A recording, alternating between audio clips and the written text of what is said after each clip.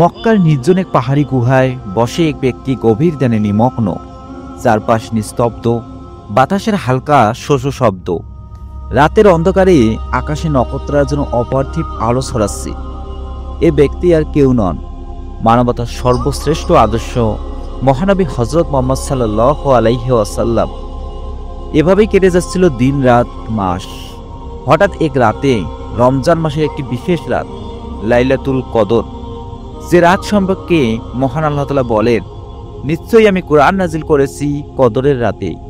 সূরা আল কদর আয়াত 1। এই রাতকে হাজার মাসের চেয়েও উত্তম বলা হয়েছে। আল্লাহ এই রাতকে কোরআন নাজিলের রাত হিসেবেও নির্ধারণ করেছেন, যা এর মহত্ব ও গুরুত্ব প্রকাশ করে। লাইলাতুল কদরে সেই শান্ত পরিবেশ এক স্বর্গীয় কণ্ঠে গুজ্জরিত হয়ে ওঠে। একজন মহিমান্বিত দূত জিবরাইল আলাইহিস সালাম অবতরণ করেন এবং বলেন, ইকরা, পড়ো। রাসূলুল্লাহ সাল্লাল্লাহু আলাইহি ওয়াসাল্লাম বিস্ময়ে কেঁপে ওঠেন। তিনি বললেন, আমি তো পড়তে জানি না। জিবরাইল আলাইহিস সালাম আবারও বললেন, পড়ো তোমার প্রভুর নামে, যিনি সৃষ্টি করেছেন, যিনি মানুষকে সৃষ্টি করেছেন জমাট রক্তপিণ্ড থেকে।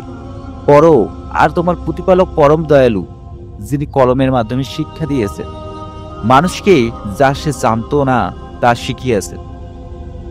সূরা আলাক আয়াত 1 থেকে 5। এইভাবে শুরু হয় আসমান থেকে নাজিল হওয়া সবচেয়ে মহামূল্যবান গ্রন্থ আল কুরআনের যাত্রা। এই রাত ছিল লাইলাতুল কদর, রমজান মাসের এক বরকতময় রাত।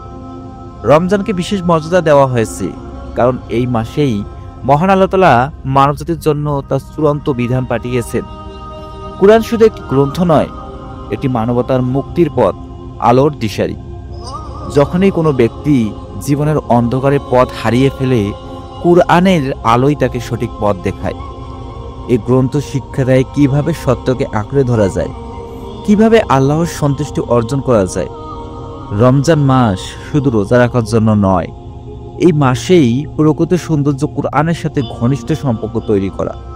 কারণ এই মাসেই আল্লাহ তাআলা তার বান্দাদের জন্য হিদায়াতের আলো পাঠিয়েছেন। মহান আল্লাহ তাআলা বলেন, নিশ্চয়ই এই কুরআন এমন এক পথ প্রদর্শক, যা সবচেয়ে সঠিক পথ দেখায়। সূরা আল ইসরা আয়াত 9। তাই আসুন এই পবিত্র রমজানে আমরা কুরআনের সাথে সম্পর্ক আরো গভীর করি, এর প্রতিটি শব্দ হৃদয়ে ধারণ করি এবং আমাদের জীবনকে এর আলোয় আলোকিত করি।